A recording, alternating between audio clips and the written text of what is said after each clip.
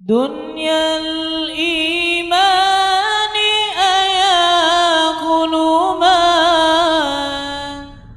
Itu begini ya, jawab seperti itu rileks saja. Yang jelas jenengan harus terima kasih sama yang tanya, nganggap jenengan pinter itu. Sampai tanya itu berarti nganggap jenengan pinter.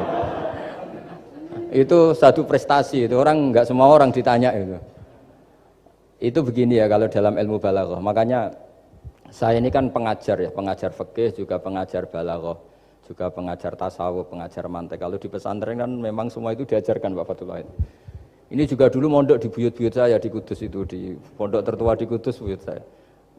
Makanya hormat saya itu bukan karena beliau punya etika, memang aturannya harus hormat gitu. Saya juga harus hormat beliau karena beliau rektor, ya sudahlah saling menghormati. Bapak itu kalau sama penanya itu hormat, ditanya, dia sudah sopan. Jadi kita harus menghormati orang sopan. Yang tanya hormat ke kita karena kita dianggap alim, kita hormat sama penanya karena orang sopan. Mau tanya itu juga gengsi loh. Masa dokter tanya itu kan ribet kan? Saya kemarin ditawani di Unisula, masuk dikasih dokter honoris causa. Kenapa Gus gak mau? Saya takut kalau masuk neraka, masa dokter masuk neraka kata saya. Kan ya tidak lucu juga itu. Akhirnya dokter-dokter itu, iya Gus, saya udah pernah kepikiran ya. Akhirnya mereka terus mau udah takwa, udah Gus kita harus takwa, kan malu dokter kok masuk neraka. Oh begini jawabnya ya. Semua ilmu itu harus kita pelajari karena melihat sisi ekstrimnya, sisi buruknya. Ya saya ulang lagi ya. Ilmu itu harus Anda pelajari karena melihat sisi ekstrimnya, sisi buruknya kalau kita tidak tahu. Sehingga dengan cara itu kita tahu secara serius. Misalnya nikah sekali gak sah kategorinya zina.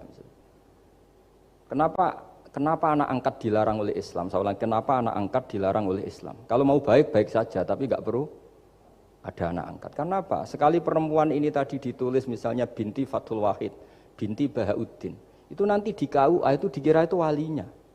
Padahal hakikatnya tidak walinya. Maka nggak. Nah, ketika ini menikahkan, nikahnya sah nggak? Nggak kan? Karena dinikahkan oleh orang yang hakikatnya tidak walinya, itu satu. Sisi ekstrim kedua adalah ini nyata pernah terjadi. Anak ini kuliah terus pacaran. Ternyata pacaran sama kakak kandungnya. Jadi itu ceritanya ada anak dari Bojonegoro tipe anak angkat sama orang Jakarta. Singkat cerita sama-sama dewasa kuliah. Sampai pacaran sampai mau kawin. Nah, pas mau kawin itu yang lamar adalah Pak D-nya. Pak D yang Bojonegoro datang ke Jakarta. Terus dia ngetik, ini kok rumah yang dulu saya titipin ponakan saya. Ternyata itu adik kandung. Karena si adiknya tadi pakai binti langsung yang Jakarta, sehingga anak Bojonegoro perasaannya pacaran sama anak Jakarta. Nah, di sini kelihatan betapa hebatnya Islam ketika benar-benar melarang anak angkat dengan makna menasabkan. Kalau dengan makna kasih sayang nggak apa-apa ya, tapi kalau dengan makna menasabkan nggak boleh. Paham ya? Karena ada sisi ekstrim nanti bahayanya tadi. Terus, nah ilmu balaghah juga gitu. Di antara ilmu sisi ekstrimnya ilmu balaghah adalah kalau kamu tidak memahami balaghah, maka kamu akan mengatakan Quran ini bohong. Karena kamu tidak tahu tasbih itu apa. Terus misalnya gini, Allah memaklumatkan di Quran bahwa orang kafir itu sumum bukmun umyun. Sumun artinya itu budak, apa tuli. Bukmun artinya bisu. Umyun artinya buta. Itu kalau kamu nggak ngerti balaghah, maka faktanya apa? Ternyata orang kafir tidak tuli, tidak bisu, tidak buta. Tapi kalau kamu ngerti balaghah akan tahu ini tasbih yang baligh, perumpamaan yang sempurna, kesusastraan. Jadi kalau orang muji Nabi itu nggak boleh bilang anta kasamsi, itu kurang keren. Kamu ibarat matahari kurang keren. Kafnya dibuang, anta samsun, anta badrun. Kamu matahari, kamu rembulan.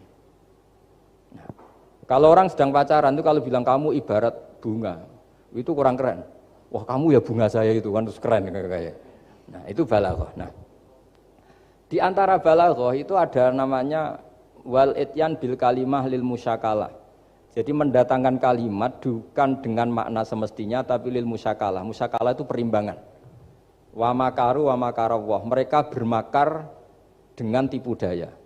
Wa makarawah dan Allah pun melakukan itu. Berarti Allah menipu daya mereka. Ya enggak. Kalau dilakukan orang baik itu namanya kecerdasan. Tapi kalau dilakukan orang dolim itu namanya tipu daya. Jadi misalnya gini, ada orang bikin alarm supaya maling itu terdeteksi atau pakai CCTV, itu namanya kecerdasan. Tapi kalau maling pakai CCTV untuk kalau nyolong ngerti pergerakan yang punya rumah. Jadi sama-sama melakukan itu, tapi beda. Sama mati juga gitu.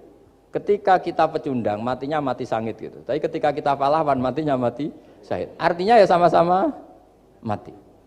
Nah, di balaghah itu ada istilah musyakalah. Musyakalah itu ayat itu sebenarnya banyak, Mbak. Ada yukhadi'una Allaha wa huwa khadi'uhum wa yamkuruna wa yamkuruwah wa makaru itu banyak.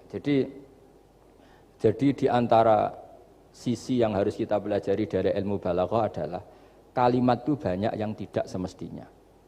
Ya tadi misalnya kita bilang coba kamu jalan dulu.